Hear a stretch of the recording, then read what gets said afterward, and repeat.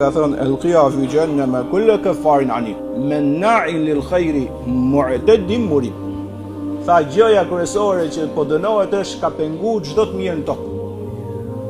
Pra ka qenë një zullumqar i niveleve të larta, që ku ka pat mirën e ka shtyp dhe ku ka pat keqen e ka avancu.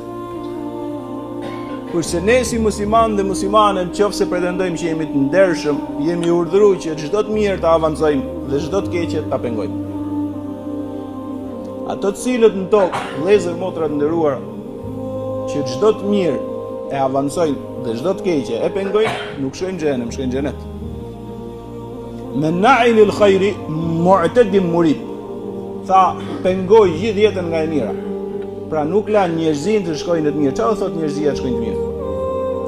Të ketë drejtësi në atë vend, kryesore, shtyll.